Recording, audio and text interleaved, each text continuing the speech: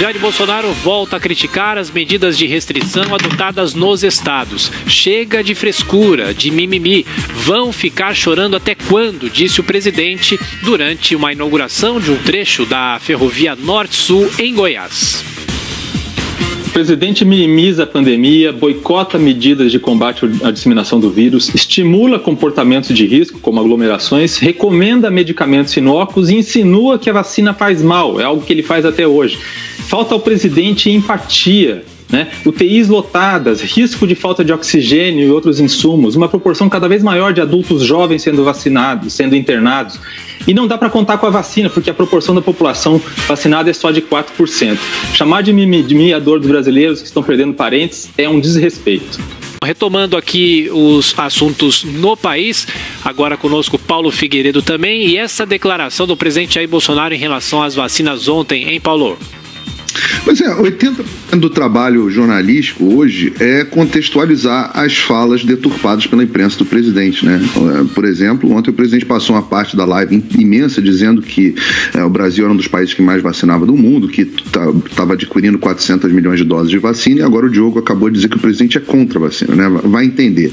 Mas vamos ao negócio do mimimi. O que ele estava falando era o negócio dos trabalhadores do campo, né? O contexto era o seguinte, ele estava elogiando os trabalhadores do campo. Então ele falou, vocês, produtores rurais, não ficaram em casa, não se acovardaram, nós temos que enfrentar os nossos problemas, chega de frescura, chega de mimimi, vão ficar chorando até quando?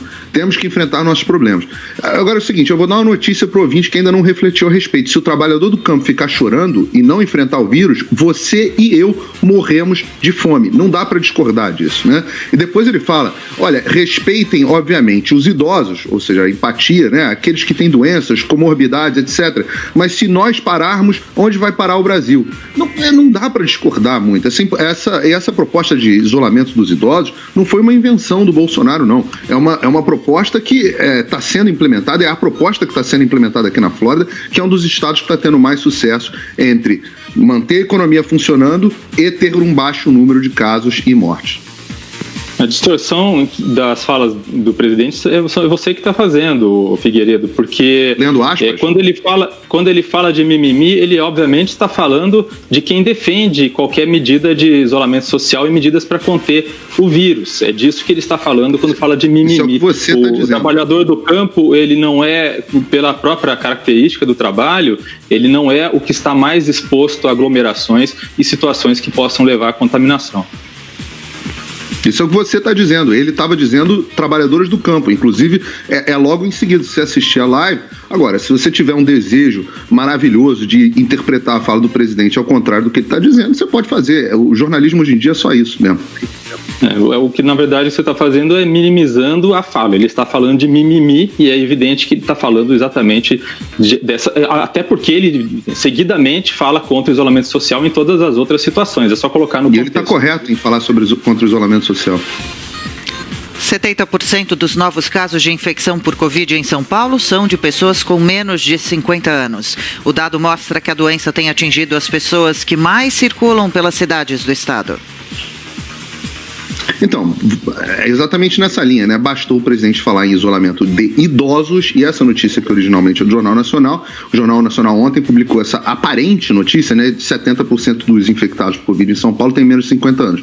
O que a notícia dá a entender? Que não adianta fazer o que o presidente Bolsonaro fala, e foi logo em seguida depois da fala dele, porque os jovens estão ficando doentes. O que o Jornal Nacional não cita, e não cita a fonte, provavelmente porque ela não existe mesmo, mas cabem dois rápidos comentários. O primeiro é que aproximadamente 75% da população de São Paulo tem menos de 50 anos mesmo.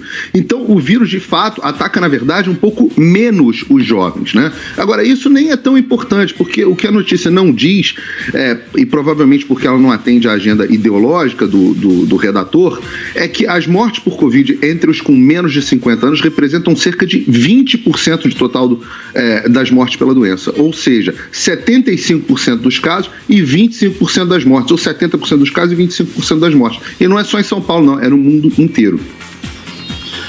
Ninguém questiona que os idosos e as pessoas com comorbidades ou com obesidade são as maiores vítimas, são as que têm mais chance de morrer por Covid-19. Mas esse dado confirma algo que já se sabia, inclusive em estudo da Fiocruz, divulgado em janeiro, a Fiocruz, que é um órgão do governo federal, que diz que a média, na verdade, dos mortos por Covid-19 no Brasil é de 59 anos.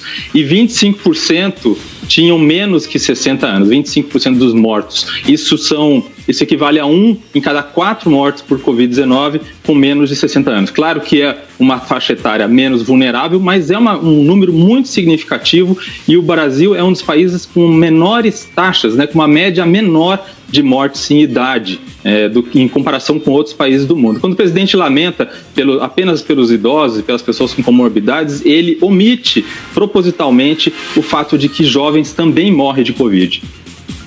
Jovens morrem de tudo, as pessoas morrem no mundo, as pessoas morrem de tudo. Isso é uma coisa muito triste, né? Mas é um fato da natureza desse mundo caído em que a gente vive. Se você quer ver um jeito mais seguro de você não morrer, se tranca dentro de casa. Se tranca dentro de casa para sempre. Agora, eu quero ver quem é que vai sustentar a sua família, quem é que vai sustentar os seus filhos. Se você, às vezes, é funcionário público, se você é jornalista, tem o privilégio de trabalhar em casa, essa é uma posição muito confortável. Agora, o que o mundo está fazendo de forma bem sucedida? Isola os mais velhos e deixa os mais jovens, que precisam manter o país funcionando, senão morre todo mundo de fome, trabalhando. E eles vão morrer de acidente de carro, vão morrer de tudo. Agora, não existe uma chacina entre os mais jovens, como é o caso do Covid. O Covid mata muito os mais velhos e os mais vulneráveis, e isso tem que ser levado em consideração, sim. 8 horas e 14 minutos. Repita. 8 e 14.